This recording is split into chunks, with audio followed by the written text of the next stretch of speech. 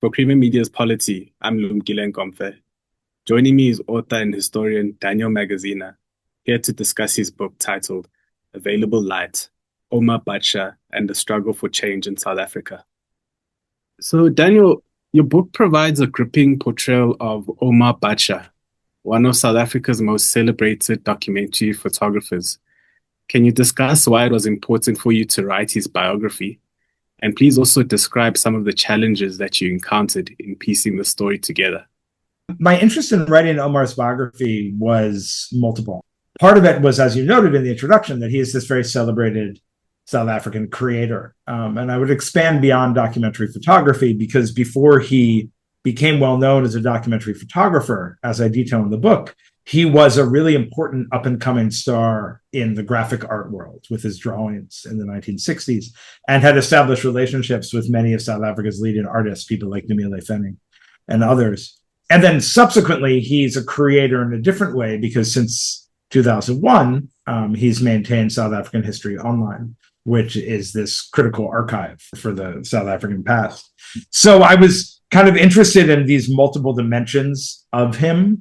One of my longer term interests was in the intersection between art and politics in South African history. And Omar seemed like a really interesting person. Along the thread of whose life we could pursue that question. There's other elements to it. And part of the reason that to get to your second question, some of the challenging aspects, there was another part of it, which is that Omar, to those who know him, is a really complicated figure. He's someone who raises very strong feelings in people. Many of the people I interviewed had very strong responses to being asked questions about Omar. The book opens with an argument that he and I had. And I open with that way intentionally because he is a very active producer of history and of his own history. And so being in conversation with him was one of the great delights of this project, but also one of its many challenges, because he has these very closely held feelings about his past, about South Africa's past, and he would push back when I would offer my own interpretations on either of those subjects. And so one of the great delights, but also challenges, was in working on a biography of a still living person who not only is living, but also is deeply invested and continued to shape and compose the sorts of narratives. And so it was really fascinating to work on that project along those multiple levels.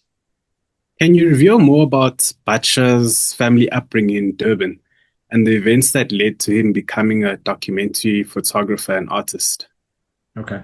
So, yeah, that's another element that I neglected to mention in the first part of the story, was that there is also an aspect of which the sort of world that Omar grew up in is one that for a time was relatively well known and well understood to be critical to understanding South Africa's past, and especially to the resistance to apartheid.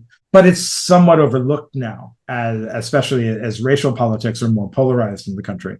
And so writing this book in the wake of events like what happened in the early part of this decade in KZN, just racial polarization in general. And Omar is someone who is always very convicted and believed in these ideals of non-racialism that were born out of his own experience, which is a very different sort of non-racialism than the elite non-racialism associated especially with white liberals. Omar grew up in Durban, and he grew up in central Durban, in an area where, because of segregation, there was class diversity and there was political diversity as well as religious diversity in a very condensed central Durban neighborhood. And in that neighborhood, he, even as a young person, was in contact with all of these mentors who were political activists from the prior generation, from the Natal Indian Congress, from the South African Communist Party, people who were his neighbors, were his father's friends.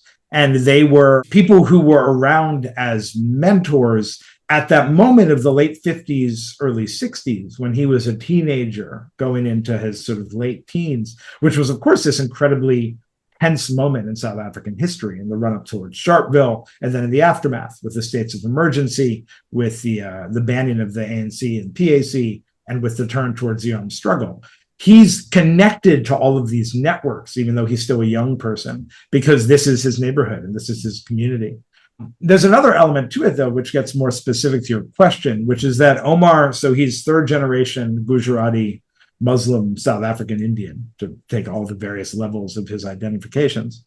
And his father was a really important person in his upbringing, in part because it's his father, but also because his father was an artist. And his father was someone who was this incredibly talented portrait artist and interior painter who took whatever opportunities he had to get art education in the 1950s when Omar was a young person, but struggled because it was really hard to be an Indian artist as it was to be an African artist under apartheid. There was very little infrastructure to cultivate that. And so he was not able to make a living as an artist, even though he was enormously talented. And he instead made a living as a sign writer, which resulted in all sorts of frustration and anger and difficulties within the household.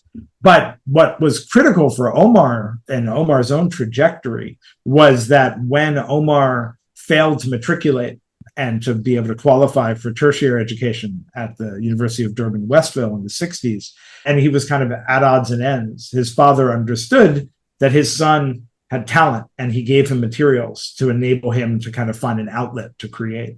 And it was that, as I detail in the book, in the 60s, you see Omar as a young person working with art, drawing, sculpting, creating, but really trying to figure out what it is that he wanted to say. And where he ended up was very different than his father. His father would make these very beautiful sort of romantic pictures of their family, interiors of their home, this sort of thing. But what Omar turned to was trying to offer statements about South Africa's political situation through his creative work. And so as a young person, this kind of opportunity to create yielded a voice for him, political voice, that he began to cultivate in the 1960s. And so ultimately, I mean, a lot of things happen before he becomes a photographer, which is only at the end of the 1970s. But a lot of that has to do with his family, has to do with the opportunities that were presented to him. Another element that's important for his particular trajectory ultimately ending up as a photographer is that his father's younger brother, his uncle, was a well-known street photographer, wedding photographer kind of guy in Durban. He was always around. He always had a camera. He knew a lot about photography. And through his uncle, Omar was connected to this very small world of Indian photographers in Durban, and especially photo aficionados, people who subscribed to things like Life magazine, people who knew about the history of international photographic agencies and the history of documentary photography. And although it would be too neat to say that, because his uncle was this, Omar became that, what it was when he began to think about photography, when he began to be exposed to what photography could do, he was in a sense more primed than other people might have been to see the opportunity there because of his family upbringing, because of these relationships with his father and his uncle. He was just much more aware of the work that art could do in the world. In what ways did Badsha's documentary photography and art mirror his broader approach to life and politics? So we can talk about two distinct stages in his creative work. There's the graphic phase when he's drawing mostly in the 60s, and then the documentary photography phase, which really begins in 78 and carries through like the early 90s, but his peak is between 78 and the mid 1980s. And so we talk about two different things, and it's really notable to plot the trajectory because there's another element in his creative work, which is, Omar's father was this great influence, but he also struggled with the fact that his mother was someone who had been through a lot by the time Omar comes of age. She had had multiple children. She'd had two children die in infancy. She was really struggling. She was struggling, especially with her mental health. And that was something that was a great factor in his home, to the point where in 1961 or 62, his father makes a very hard decision, which is to dissolve their family in a sense, and to send Omar's mother away. And when Omar begins to create, you see frequently he's doing these depictions of recognizably Gujarati Muslim women and children in these postures of alienation and discomfort. And so it's very clear that he's working through something related to his mother and to his family life. But then over time, he gradually evolves the figure of the mother into something less personal, making a broader statement beyond the household about South Africa in general. So when Omar then, a decade later, reemerges in the South African art world as a documentary photography, notably his first entry into the sort of documentary canon is in this collection he publishes with Fatima Mir in 1979 called Letter to Farzana. Omar, by this point, is identified as Black, and it's arguably the first monograph of documentary photography by Black South African artists, as opposed to photojournalism. And he's preoccupied with this same question, which is family. But here, even though it's named for his daughter, and on the cover there's a picture of his daughter with his own grandmother, with his daughter's great-grandmother, when you open the pages of the book, what it's about is family as a problem in South Africa because of apartheid. The ways in which South African law, South African racial segregation, South African spatial segregation, all of these things, the economic realities of the Durban economy and regional economy have resulted in these very challenging circumstances in which to raise a family. And so he's beginning to kind of query in his photography how apartheid law affects regular life. And so one of the things that we see in his work, and he gets more articulate in this through the early 1980s, is how he's using photography to open up insights into what is normal under apartheid and what is not spectacular, but what is just kind of commonplace, but using photography to offer the commonplace as a criticism of the state, a criticism of the economic system, which is very much his politics. His politics very much is that apartheid is manifest in these obviously like acute moments of violence, like Sharpeville, or the assassinations of people like Steve Biko and Rick Turner over the course of the late 1970s, both of whom were people with whom Omar had relationships and was with Turner quite close. But also how apartheid is manifest in normal, everyday violence, what the South African cultural critic Rob Nixon calls slow violence. That the sort of slow violence of poverty that was visible in places like Ananda is something that he can capture with his camera. And so there is this sense, on the one hand, of revealing this slow violence, but on the other hand, he's very conscious of the humanity of his subjects. And so part of his politics is this deeply held humanist conviction that I think really comes from growing up in a neighborhood surrounded by people with various capacities and various weaknesses and various strengths. And also then subsequently in the 70s, working as a trade unionist, where he's just encountering regular everyday working people who have to do extraordinary things to feed their families and to maintain their employment. In his photography, he's very determined to capture that slow violence that is affecting their lives, but never at the expense of diminishing their humanity. So there's always this effort to show people as whole beings, in a sense. And I think about some of his most famous photographs from his second major study, which is shot in Ananda over the course of the early 1980s. And there's a lot of pictures of people in their homes, which are, of course, these exceedingly modest homes. They're often just shacks. But he's very careful to detail the care with which they maintain these homes and to capture, in a sense, almost their pride in that, given the political economy of apartheid, they've managed to create these spaces, these domestic spaces where they're struggling to maintain their families. And so there's this imperative never to allow the inhumanity of the system to erase or in some way make it difficult for people to access the humanity of those who are resisting it or enduring it. Can you detail the role that Badsha played in the rise of South Africa's independent trade union movement, particularly in the establishment of the Chemical Workers Industrial Union? So in between, there's like this period, I talk about these two moments in his art in the 60s and then in the late 70s. And then there's an obvious question, like, what is he doing in between?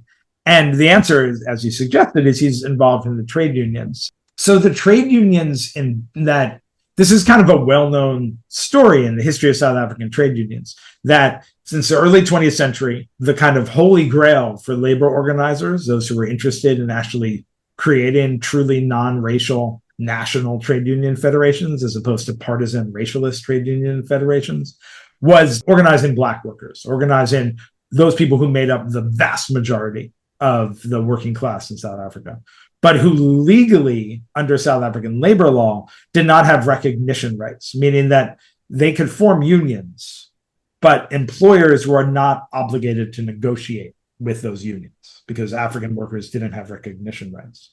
So Omar gets his start in the trade union movement because there is a robust trade union sector in Durban and in the Durban surroundings comprised of Indian workers and a small number of colored workers who did have recognition rights. And so therefore they could be in organized trade unions that would negotiate directly with employers. And so he gets involved as a young person in these existing trade union federations at exactly the moment when they're beginning to think about, okay, how do we organize the African working class majority? How do we organize people who don't have recognition rights? So they're not necessarily going to get anything, but if we can organize them, we can kind of build up momentum. And the well-known story of this is that over time, this builds up in Durban, it spreads to Joburg, it spreads to PE, it spreads to Cape Town.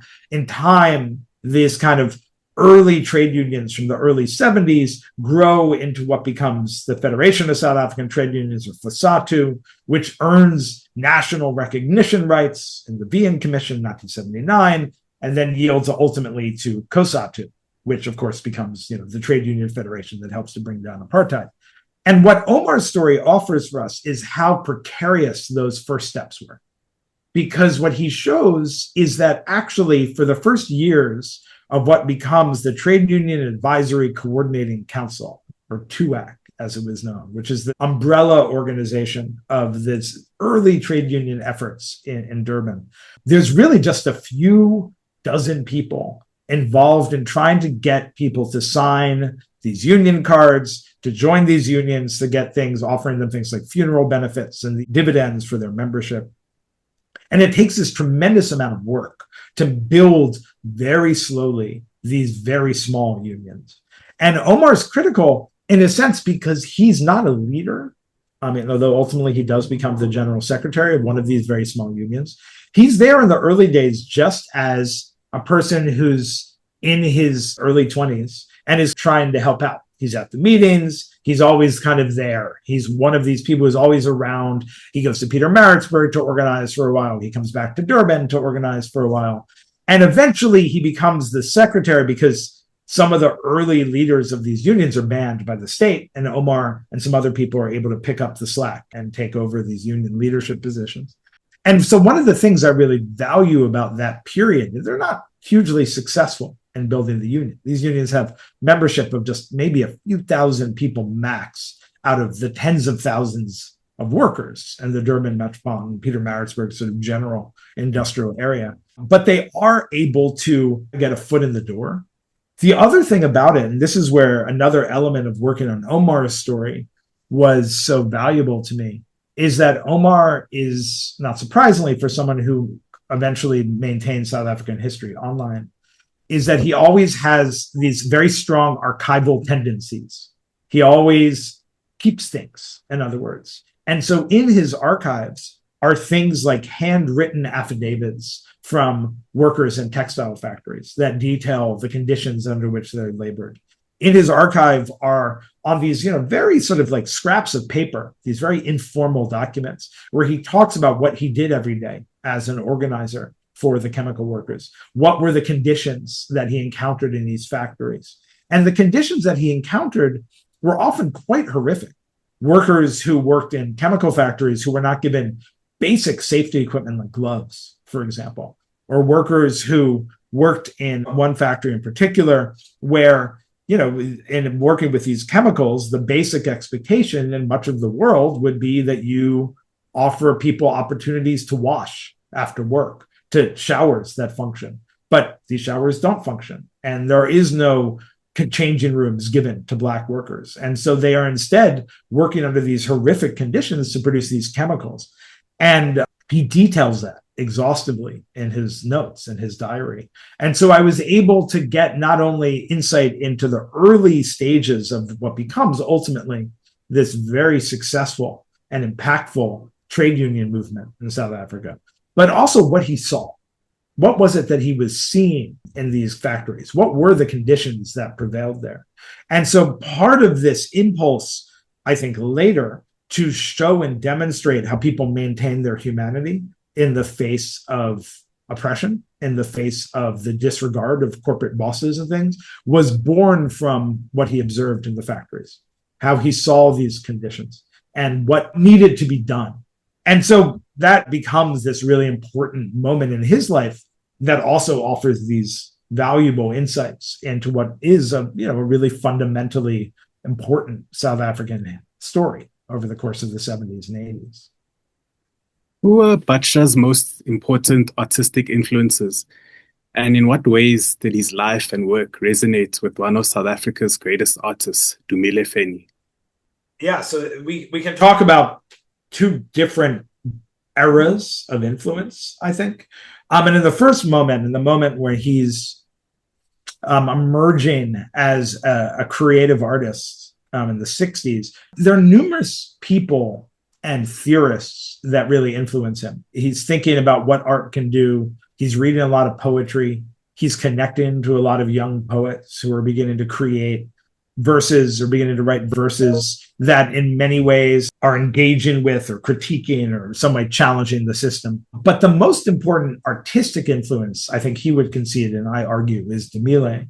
And Omar and Dumile meet kind of by chance in 1966 in Joburg, when Omar, having won a modest award from the Art South Africa Today exhibition in 1965, tries to sell some work to the galleries in Joburg and meets Dumile on that trip. And then Dumile is going to do a one-man show in Durban and begin in August 66. And so he comes to Durban and ends up staying with Omar for many months, sharing the back room in Omar's family's house, where Omar has taken up residence since he left high school. And they exhibit together and they create together and they become very, very close. And over the course of 66 through 68, in June 68, Dumile goes into exile. And so their relationship kind of pauses at that moment. But you see, and here again, Omar's archive is so vital because he maintains a diary during this time period, not every day, but frequently enough.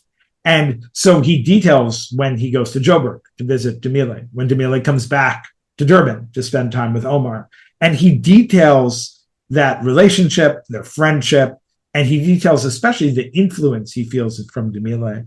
And one of the things you see in Omar's archive is that throughout much of the 1960s, even as he's creating, he always feels stuck. He always feels like he's not saying what he wants to say. And he finds Dumile this powerful inspiration because Dumile, as Omar interprets it, is saying what he wants to say, and he's saying it eloquently. And what it is not just about him, but it's also about, and Omar writes about this in his diary, it's about making Dumile's individuality, as Omar kind of describes it, a universal statement. So Dumile is saying, I see the world through my own eyes, but what I create is not just about me, it's about South Africa. It's a broader statement about the world. Now, ironically, Dumile was someone who never, for much of his career, claimed to be political in a way that Omar always explicitly did. But still, he observed what he observed, and he said what he said about South Africa. And Omar was profoundly moved by it. And you see it in his journal. I mean, at times he refers to Dumile almost as like a Christ-like figure, as someone who's taken on humanity's sins and does something valuable with it, and in this case, through his art. And so Omar in times concedes that he's influenced by Dumile. He says that my lines are influenced by him. They have a feeling reminiscent of Dumile's work. So there's this profound influence there, and Dumile really helps Omar, as I kind of detail in the book, open up this situation where Omar is convinced that he is creating about his mother and about his family, but he wants to make a broader statement. And Dumile helps him open that up. So by the end of the 60s, Omar is more confidently making statements through his art about South Africa, not just about Omar, not just about his own family and experience. Then if we flash forward, Omar, when he emerges in the late 1970s, it's really interesting to see how he's influenced by documentary photography that he's encountered in general, but especially by David Goldblatt. And I think Goldblatt is a really important interlocutor for Omar, because Goldblatt by the late 70s has made a name for himself as a documentary photographer, as South Africa's foremost documentary practitioner, which is, like I said, different from photojournalism because these are slower studies, they're more careful studies, and they are also less kind of responding to the events of the day as a news journalist does or news photographer does, but rather they're statements of artistic intent. in a way similar to what D'Amelio and Omar had been doing as creators in the 60s. And so Omar encounters Goldblatt's work after the trade unions, when he's beginning to think, okay, what's next for me? And they've developed this relationship. And Goldblatt becomes a great supporter of Omar's, even though it's also an incredibly contentious relationship. Because Goldblatt, for all of his sort of accomplishment, and he is, a really amazing photographer and this very unparalleled South African talent, but he always stands at a remove from politics. He's not invested in the struggle. He's not invested in overcoming apartheid necessarily, although he would claim to have been, but he's not going to be so obviously partisan in his work. And Omar judges that. And it leads to this very contentious relationship between the two of them, although they recognize that each of them is a talented photographer and has something to say with their art. Omar's conviction is that artists must be partisan. Artists must participate in the people's struggle. And this is what leads to the founding in 1982 of Afropix, which is a non-racial collective of documentary photographers. So it's Omar, people like Paul Weinberg, various other figures who are involved in building this institution of South African documentary photography. And what defines Afropix is its commitment, that these are images in struggle. These are images that sometimes are going to be sold at no cost to the ANC and other struggle organizations, because they are trying to do their part as cultural workers to bring down apartheid, which is an implication in politics that Goldblatt disavows and leads to a tremendous amount of tension often between these different poles of creative experience. What would you consider to be Badsha's most important artistic work, and why? It's a challenging question. I hate to choose just one. So I'm going to choose three. I think there are two, and when you say important artistic work, and it's important to recognize that I think that Omar's art is, like I said, inseparable from his political commitments. And so what I can talk then more about are projects, in a sense, than works, because the projects are going in a particular direction. The work that is, I think, so instrumental in consolidating and building out this kind of Afropix politically oriented documentary photography is the work that Omar does in Ananda in the early 1980s, what he collects in 1985 in his second monograph, which is Imijondolo, which is about the sort of urban crisis outside of Durban. And he captures the sorts of images I was describing earlier of people in their homes. The other thing he captures, though, is politics in that moment, and all the ways the strata of ideology and political practice is kind of layered beneath how people live in Ananda. So, for example, he has this very well-known image of a teacher in a Bantu education school in Amuti, which is an area, kind of a subdivision of Ananda. It's an image of this woman who's sitting in her classroom, and there are 80 children behind her. And the caption says, "Teacher with a class of 80 students in Amuti," which is a very powerful statement of the conditions. These kids are all sitting on the floor in this very Spartan schoolroom. And it really captures the ways in which young people learned under apartheid. But he also, in that same volume, is attentive to what is becoming the dominant political story in the 1980s in that region, which is the growing tensions between UDF-aligned movements, like that which Omar, that was his politics, and Inkatha, which is growing increasingly powerful in Ananda during this time period. And Omar knows many of these people, and he's able to establish these relationships. And so he has these wonderful images of indunas and headmen within Inkatha's influence in Ananda. And he captures, for example, a man sitting in front of this massive house he's building. And he's a big man, and Omar depicts him in his underwear and his undershirt, sitting very comfortably on his chair as he builds this massive house behind him. And there's this juxtaposition between his big house and the shacks of the stevedores and the workers who Omar is depicting elsewhere in the volume. So there's this really interesting dynamism in the politics of South Africa as they play out in that moment. So that project, I think, is really at the apex of his political commitments in his art. Notably, at that same time as he's shooting and printing and publishing these images from Ananda, he also had been working on a long project on his neighborhood. which was a neighborhood that was being transformed dramatically by group areas, which had seen many of the Indian families removed. The N3 highway was being cut through the neighborhood, and there was a massive destruction of what had been the heart of where Omar grew up. And he depicts the ways in which Indian cultural life, in particular, is maintained in this neighborhood during the early 1980s. Now, notably, he doesn't show those images. He never publishes them until after the transition out of apartheid begins. And in many ways, they're these wonderfully rich works because he knows these people so intimately. He knows this neighborhood. This is where he grew up. These are the roads he tread as a young person. He knows the personality. He knows the streets. He can see and feel the changes. But it's very Indian.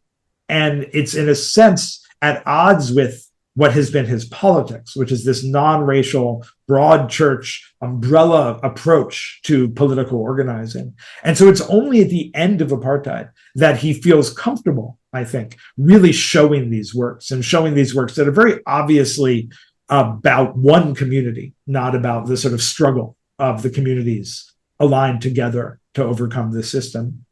So that is the second major work that stands out. And then finally, although it's not really an artistic work, I would be remiss in not talking about Saho, because South African History Online becomes this remarkable testimony to his politics and to his conviction that South Africa's history is peopled by the sorts of people that he encountered as a young person and as a trade union organizer and as a documentary photographer, which is to say, every neighborhood had its leaders. Every neighborhood had its organizers. Every trade union shop had someone who should be remembered for their contribution.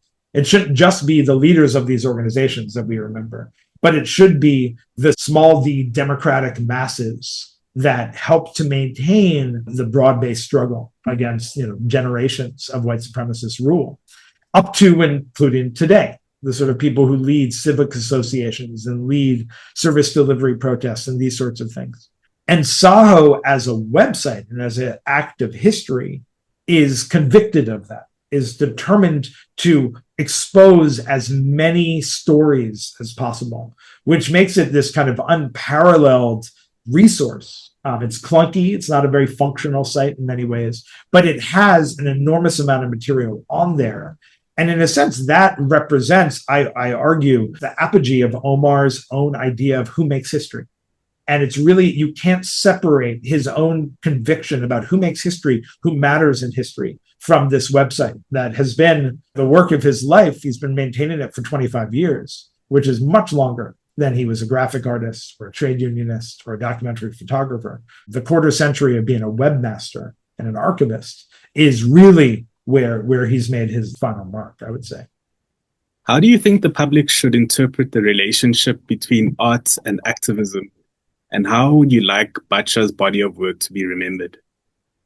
This is a really complicated question that I think can almost be best answered by a conundrum that Omar was very implicated in at the end of apartheid, which was, so over the course of the 1980s, there had been, and he was very early in this, but it had picked up a lot of steam, as is relatively well known, South Africa culture becomes thoroughly politicized. You have organizations in exile like Medu that are producing those very famous screen printed posters and images that are smuggled back into the country. You have organizations like the Congress of South African Writers. You have the Cultural Boycott. You have Afripix. You have eventually other organizations that Omar is involved in, all of which share in common this sense that art cannot be separated from politics. But even before apartheid is over, you begin to see some cracks in that united front. And you begin to see some people saying, you know what, in many countries in the world, art is not overdetermined by political concerns. And that, in fact, we need a space where we can actually talk about things other than the struggle. We can talk about things other than oppression and resistance. There's more to the human experience. And this is very famously associated with this essay that the future Constitutional Court Justice and ANC activist Albie Sachs publishes in 1989. And Omar's position is no, that in fact, the art has been so critical to the struggle that in a post-apartheid, post-revolutionary society that he hoped would come, art should be at the center of the state. The state should support artists. The state should offer welfare to artists. The state should offer opportunities. Omar was in many ways influenced, I think, by some theories that go back to like Trotsky writing on art in the 1930s, when Trotsky argued that after the revolution, everyone would be an artist. Everyone would have the opportunity to create. And Omar knew how few and far between, how rare it was for people to get the opportunity to create. And so he's one of a group of people who, as the transition is underway, is pressuring the ANC to hold tight to this idea that art must be central to political projects. And he doesn't win. He's outmaneuvered. And at the end of the negotiations in 1994, South Africa becomes, for lack of a better term, normal in its relationship between art and politics, which is to say, not many people get opportunities to be artists. And the sort of work that they create, although, of course, there still are artists who create work that is explicitly engaged in the political moment or in mining South Africa's history, many artists do all sorts of other things. And the space is opened for those multiple voices. And so depending on your perspective, that's either a sign of coming home to art's original intent, art, as they sometimes say, for art's sake. Or if you are going to a different perspective, from Omar's perspective, that is denying South Africa's own art history, the way in which art had been so central to the struggle. And so that, I think, that unresolved tension is what's so fascinating about Omar's story. So I wouldn't say like, which is right, far be it from me to say which is right, but rather the fact that there was this debate in the early 1990s that, in a sense, builds off of the 80s and then pivots in a different direction. That to me is really fascinating. And it reveals a lot about the history of art and politics in South Africa. That was author and historian Daniel Magaziner discussing his book titled Available Light, Omar Badsha and the Struggle for Change in South Africa.